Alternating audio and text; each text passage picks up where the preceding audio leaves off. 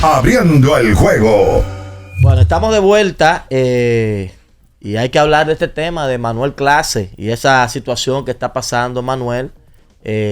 Lo siento preocupado a usted y gagueando. Bueno, sí, lo que pasa es que esto es un tema delicado porque, por ejemplo, por esteroides, si te suspenden, tú te vas 80 juegos la primera vez. Te fuiste 80 juegos y tú regresas, incluso hasta la misma temporada puedes regresar, pero con el tema de las apuestas, si se determina que tú estás vinculado al tema de apuestas de algún modo, es de por vida que te vas de la liga. Por eso, cuando se habla de estos temas, ya uno se preocupa porque estamos hablando de que ahí no hay vuelta atrás. Señores, Pete Rose, que es uno de los peloteros más grandes, está vetado de todo por su vínculo con las apuestas. Que después, y no ha habido forma. Que después de manera infame. Bueno, estaba porque ya para mí, de manera infame, fue una burla de Grandes Ligas después de su muerte. Abrir entonces, que yo digo que si yo soy familia de él no voy. Lo que pasa con eso es que incluso lo habíamos analizado junto con Mendoza en otras ocasiones en la radio. Lo que pasa con eso es que había miedo con Pete Rose de que lo perdonaran y luego el tipo por unos dólares fuera a una entrevista ya después que estaba metido en el Salón de la Fama y metiera la pata. Y él se lo ganó, lamentablemente. Y él se lo ganó porque es que él cambió la versión muchas veces. Primero dijo que no había jugado al mismo equipo. Después primero dijo que no era la pelota, que él jugaba a basquetbol y otros deportes. Después que sí, que la pelota, pero que no era el mismo equipo. O sea, cada vez que él necesitaba un dinero, él se aparecía con una versión nueva, le daba una entrevista a una cadena grande. Y venía el boom. Y venía el boom. Entonces había miedo con Rose de perdonarlo en vida por eso, por la inestabilidad que él había mostrado en ese sentido. Entonces ya debieron dejarlo fuera ya de manera permanente, pues yo creo que es que sus números, sus hazañas eran demasiado grandiosas.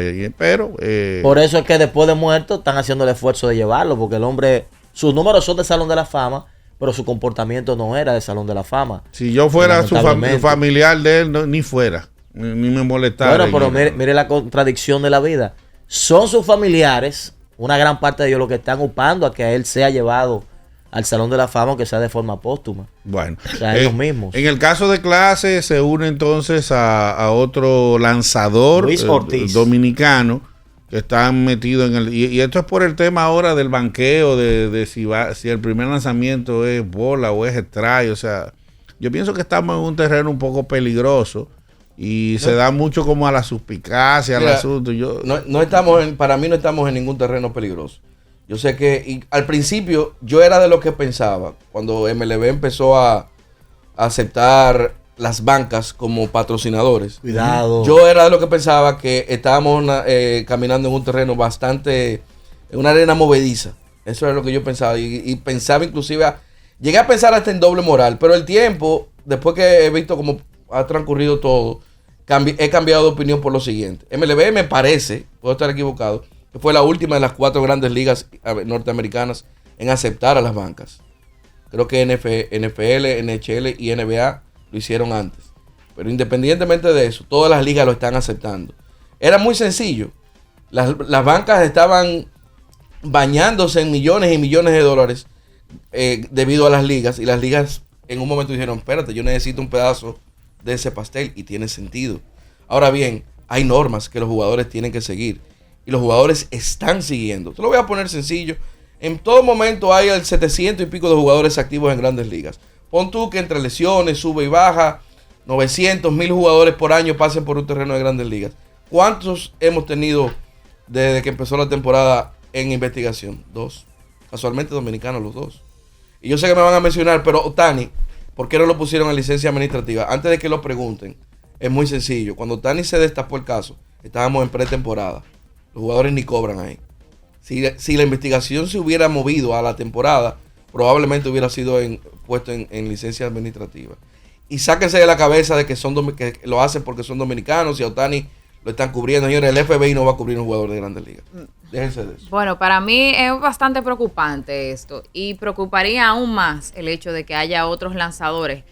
Y voy a poner en el caso general, no solamente latinos y no solamente dominicanos. Pero específicamente cuando salió la información de Manuel Clase, yo hice un ejercicio y busqué todos los lanzamientos que él ha hecho, todos los primeros lanzamientos que él ha hecho en la actual campaña, en la última entrada, dígase en la 9ª entrada. Y han sido 62 en total. De esos 62, 18 aproximadamente han sido muy fuera de la zona, a lo que se llama waste pitch. En ese ejercicio quiere decir que más o menos alrededor del 17.5% o inclusive un 20% de esos lanzamientos estaban muy fuera de la zona. No que necesariamente sean bolas, sino que aparte de ser bolas, son claramente bolas. O sea, o estaban muy altas, o estaban demasiado bajas, o estaban muy abiertas. El mismo caso de Luis Ortiz. Entonces, era picheo ni cerca. Exacto. O sea, waste pitch quiere decir que por más que hiciese el árbitro, o sea, como por más amplia que sea la zona de strike de un árbitro, el árbitro no tenía forma alguna de cantar ese picheo strike. A menos que le tocara el de Soto ayer. Qué cuestión, Sí, pero ese tema un Qué poquito más cuestión, adelante. Pero me llama mucho la atención que cerca del 18 a un 20% de esos lanzamientos específicamente sean claramente bolas. O sea, A mí en este caso me preocupa mucho, señores, porque es que cuando MLB coloca a un jugador en licencia administrativa por cualquier razón, yo no recuerdo, probablemente ha pasado, pero yo no recuerdo, quizás ustedes lo recuerden, un caso donde el jugador haya salido 100% limpio. No se salva. Yo no recuerdo ninguno. A lo mejor, ¿tú recuerdas alguno? Bueno, Aunque sea por violencia doméstica, porque la licencia administrativa abarca muchas cosas. Pero yo no recuerdo un caso. parecía que uno lo lograba, que fue Ryan Braun. Cuando aquella Pero investigación... eso fue por dopaje, es eso diferente. por dopaje. Ah, ok. Son otros. Ahí no es licencia administrativa, ahí es suspensión. Que fue un caso rarísimo porque a Brown le hacen la prueba un viernes en la noche. Coincidencialmente, el chico que manejaba el camión, que trasladaba las pruebas, lo conoce de pequeño a él. Se conocen de niños. A pelito. Y el tipo hace la prueba viernes en la noche y por alguna razón no llevó las pruebas esa misma noche al laboratorio, la llevó el sábado. Creo que después del mediodía.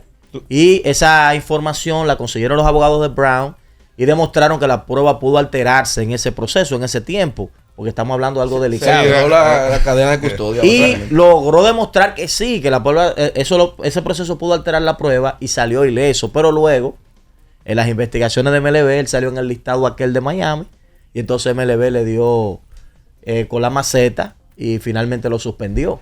Pero por lo menos inicialmente él salió ileso, aunque a ese juez, ese árbitro que participó en el juicio de Brown, MLB lo despidió de inmediato.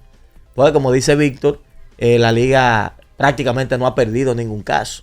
Eso es lo que me ganado. preocupa, que cuando tú ves que colocan a un jugador en licencia administrativa, quizás, bueno, si alguien, los que están conectados en YouTube, si recuerdan algún caso que nos digan. Pero yo no quisiera pensar que ninguno de los dos vaya a ser suspendido de por vida. Eso sería muy penoso. Ya, Sí, porque en este caso, para que la gente entienda, antes habían unas jugadas tradicionales. Tú podías jugar, por ejemplo, Yankees a juego o Yankees a más, que era lo básico. En un tiempo se jugaba más a menos o a juego. Era lo básico, pero ya eso ha cambiado. Ahora tú puedes jugar los picheos. Tú puedes estar en tu casa en vivo con dinero en una cuenta, en una web, mirando, por ejemplo, el juego de Piratas y Cincinnati. Y tú puedes jugar, por ejemplo, viene a batear O'Neal Cruz a que el primer picheo es bola. Tú puedes jugar a que él envasa o a que no envasa. El resultado de ese turno, que sea ponche, que sea rodado, que sea elevado, que se anota o no se anota carrera en ese episodio. O sea, hay un sinnúmero de opciones que usted puede desde su celular jugar. Ahora, si la liga o esa casa de apuestas entiende que hay una de esas opciones, distorsiones, una distorsión. una de esas opciones en vivo que se juegan en vivo caliente, se dispara, eso activa una alerta. Va una bandera roja. Sí, porque dicen, esta es una opción que por lo general la gente juega $100, 20, 25 dólares, de repente viene un león y te le pone $50,000 a eso. O más que eso, que mucha gente empiece a exactamente. jugar. Porque que alguien venga y ponga $50,000 quizás no levante mucha sospecha. Pero si una jugada normal te la apuestan 100 gente y de repente te la están apostando 1,000, espérate, aquí está pasando algo. Y eso fue lo que pasó con Luis Ortiz. Y probablemente sea lo mismo con Clase. Y, ojo, en el caso, por ejemplo, más reciente, de los casos más recientes fue el de Tupuquita Marcano. Fue suspendido de por vida. Pero él apostó. Este caso es diferente. Aparentemente, los nuestros no fue necesariamente que apostaron. Aparentemente, eso es lo Sí, que... lo de ellos es sospecha. Sospecha de que estén confabulados. Exacto, porque en este momento, podemos decir que es una coincidencia, que de repente yo apueste a que el primer picheo es bola y el primer picheo sea bola. Coincidencialmente puede que algún lanzador en específico su estrategia sea yo no tiro un strike de mi primer picheo, por poner un ejemplo, y coincida que de repente en 3, 4 salidas, como señalaba Nicole, tú no tiras el primer picheo de strike.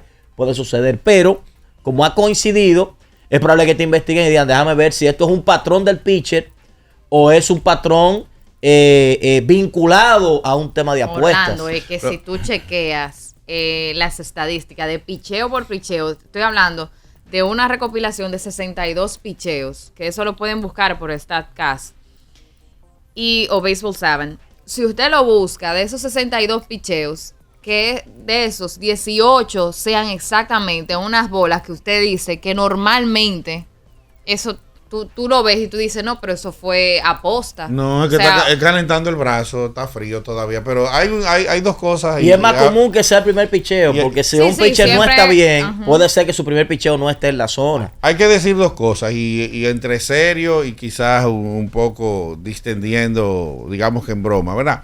Hay dos casos.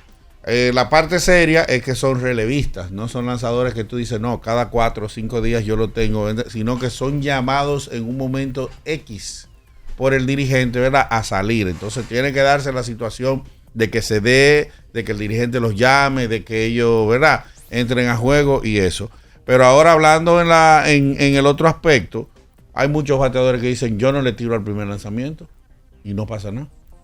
Una gran cantidad de bateadores no le hacen swing al primer picheo. Yo tengo que esperar a ver por dónde él viene y yo no le tiro. Entonces a eso no se apuesta. Eso no es lo mismo. Si le hace swing, porque a los bateadores no se le apuesta si hace swing o no. Es a los pitchers si hacen strike o bola. Pero puede llegar un momento en que eso se apueste, porque cada día hemos visto que hasta la pica de ojo. Cuando llegue uno toca esa tecla, pero no ha llegado. Pero había otro como Vladimir Guerrero, padre, que él decía que él no importaba por dónde viniera el primer lanzamiento, él no lo dejaba pasar y le tiraba. Sí, pero eso no tiene que ver con las apuestas. No lo estoy llevando al terreno. Lo que te quiero decir es que en su defensa, estos lanzadores, o sea, yo no estoy, que se entienda, no estoy categorizando a los bateadores de que están mal porque le no, yo entiendo, es un tema de estrategia. Hay muchos bateadores, tú puedes hacer la encuesta con ellos que dicen yo no le hago swing al primer pitch. Incluso Franco regalaba el primer strike. Recuerden que Franco se paraba en el home y no le hacía swing nunca al primer picheo. Incluso se salía del home. No se cuadraba bien, vamos a decirlo así. Él le daba y Jamaico sufre de eso.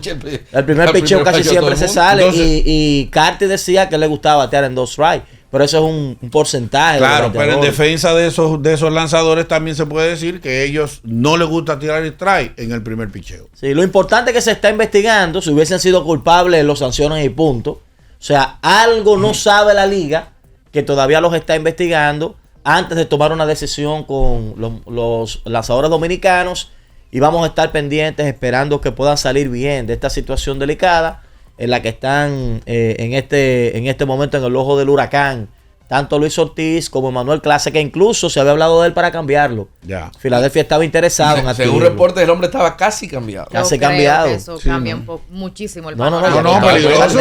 Realmente, porque era posiblemente la pieza que más le iba a dar para atrás a Cleveland. Exacto. Vamos a la pausa y volvemos.